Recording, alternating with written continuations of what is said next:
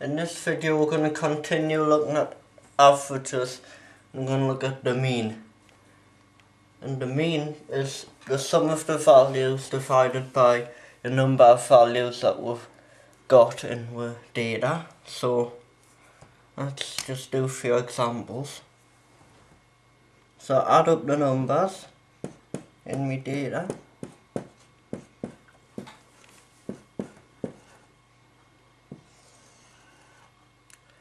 And then I've got 5 numbers. So I divide that by 5. Add these up, I get 20. Divide by 5, I get 4. So the mean here is 4.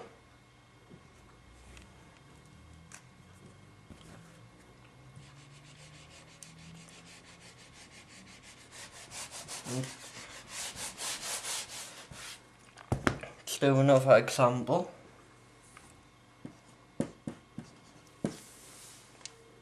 Again, I add them up. Oops, just put the 10 there, doesn't matter which order we'll do this.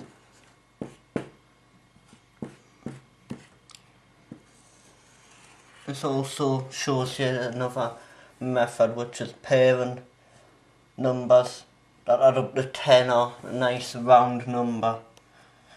So if you don't want to add them up in the list, you can put them into groups of 10. So we've got a 10 here, another 10, and then this is another 10. I've got 3 10s, so that's going to add up to 30. Divide by 6, I get 5. So the mean here is 5. I've got one more example for calculating the mean, and the numbers are a bit bigger this time. In some questions on your exam you will be allowed to use a calculator, but if not you can use the method I showed you before.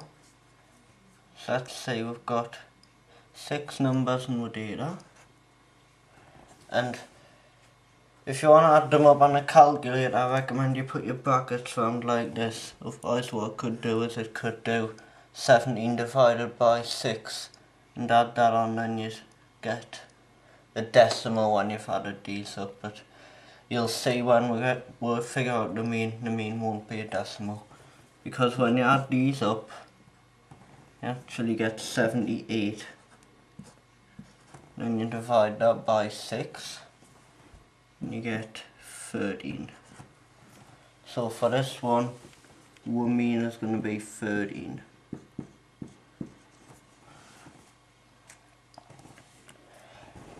Next thing I want to do is I just want to show you how to solve a different type of problem involving the mean. And for this problem, we've got 6 numbers of our data given to us, and one of the numbers is missing. And we're told here that the mean's 7. So basically what we'll do is we'll add these numbers up.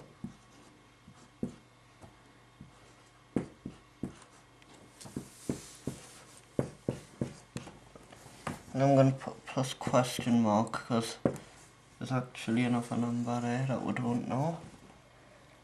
Now notice we've got 6 numbers in the data, but we've also got a missing one. So we're going to put 7 there. And we know that whatever this comes to, it has to equal 7.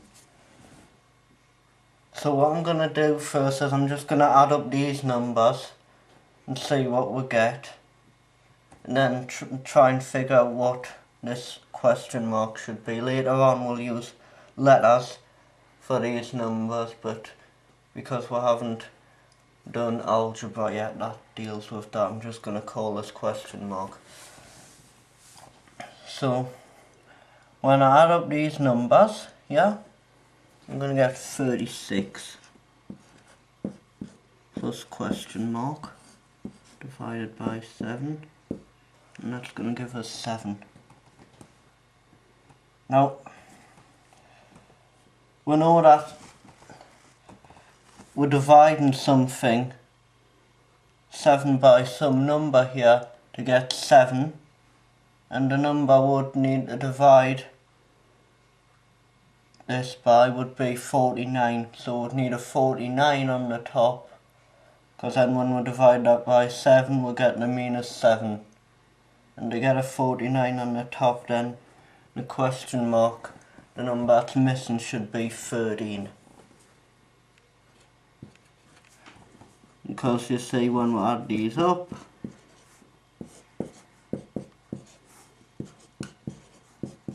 it works, and we'll get a mean of 7, which was given to win the problem.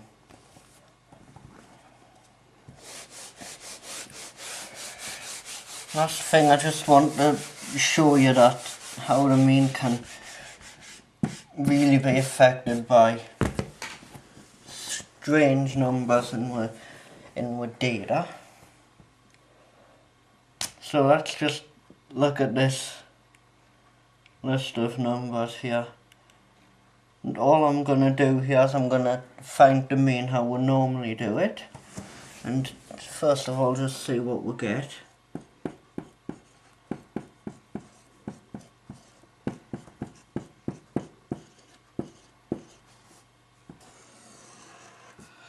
So I add all these numbers up. I've got 6 numbers in my data here.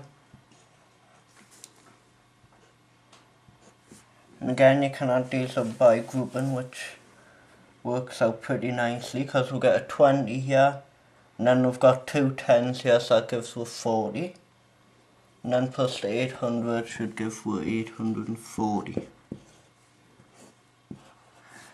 And then when you divide this, you actually get quite a big number that's not going to really fit in well with many of these numbers. We're going to get 140. And to check that, as you know, you just multiply the 6 times 140 and you'll find out that the division here is right. So notice for this problem here, we'll get